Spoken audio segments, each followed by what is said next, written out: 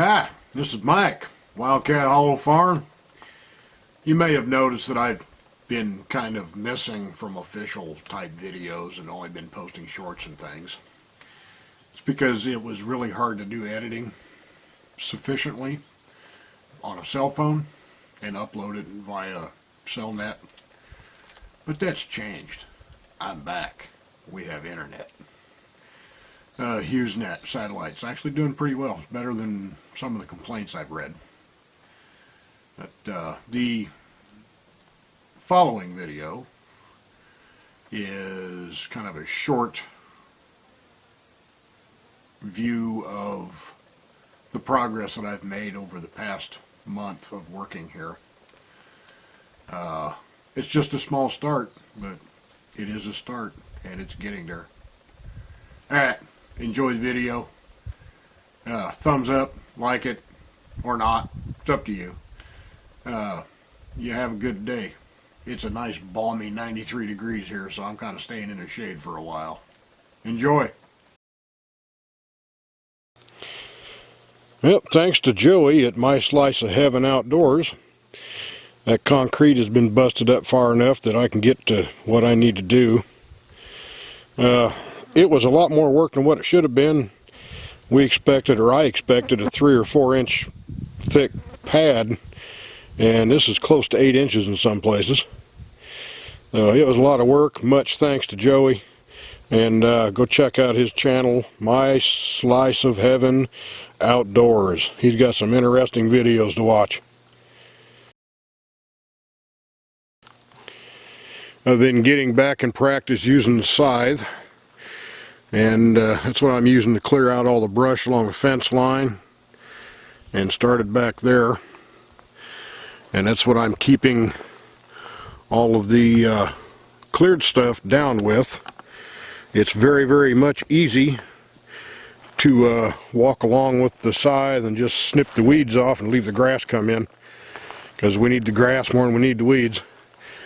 And at this point in time, I don't need to cut the grass. Got a bunch of this cleared out. Got a whole bunch of dead wood laying here that'll eventually get cut up, and it's already pre-seasoned, might as well use it.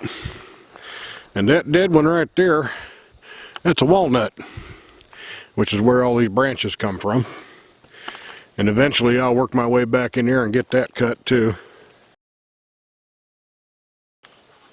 In the process of getting ready to redo the well, I've been digging up water line. The old man that owned this place kind of fooled me again. On the inside of the house, it was 1/2 inch pipe, as you can see down here. There it is, a 1/2 inch pipe going into the house. But back out here where it teed out, he jumped it into 1 inch. So I'm not going to have to dig up the whole pipe, which is a good thing.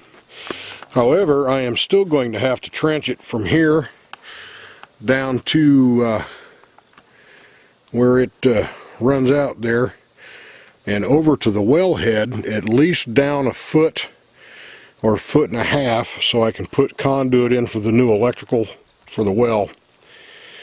But there's the conduit, and I found his ground rod. It's right there, laying sideways. They pounded it in sideways because obviously they had the same problem with hitting a rock that I did with the new one. So I think what I will do is I will run my ground to that one, since it's in a better position, and pull the new one out. And as you can see here in the basement, all of the stuff made it. I got boxes stacked up everywhere.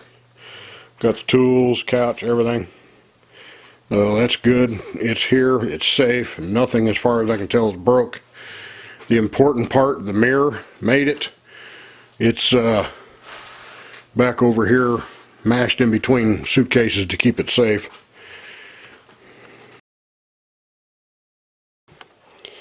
It's a little dusty in here, as you can see by the haze. Got a pile of drywall I got to get out. But as you can see from this angle, I have about 85% of it stripped out all the way around here. There's no walls in the backside anymore. Once I get it cleaned up and get the final 2 pieces of the ceiling down, I will go back and fill in the bad spots and the holes in the floor, clean it up, pull the nails out of the studs, get it prepped, and then start doing the electrical for this section of the house on the bedroom. And then I'll have to put the closet wall in, the closet bathroom wall in, and the bathroom office wall in, because they'll be in different spots. One good thing about this house is that the 2x4s, most of them, were actually cut here on the farm, and they are actually 2 inches by 4 inches. So I've been going through a great length to save them, because standard standard lumberyard stuff is not the same size, and you have to shim it and all kinds of stuff. But that's a 1x12 pine that was cut here on the farm, and those are 50 years old. They're going to be made into doors, and I don't have a shortage of it, because there is a bunch more. This whole room is covered with it. I know you can't see it. I got too much dust in here, and it seems like the lens is fogging up. But give you a perspective of the back side of the house from the other end. It's now completely open, 40 foot long. You see the outside wall on that end and the outside wall behind me. I'm getting lens flare and stuff here. There's going to be a big patio door in there. And right about here is going to be one side of a closet wall. Over here is going to be the other side of the closet wall. And then 8 foot away is going to be the bathroom wall.